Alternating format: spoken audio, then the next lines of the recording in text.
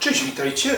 Nadchodzi dzień świąt, zbliżają się święta, Nowy Rok, także ja chciałem Wam życzyć wszystkiego najlepszego w tych nadchodzących świętach, jak również w nadchodzącym Nowym Roku.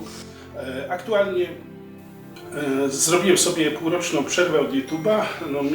Miało to trwać kilka tygodni, jednakże bardzo ciężko mi się było zmobilizować.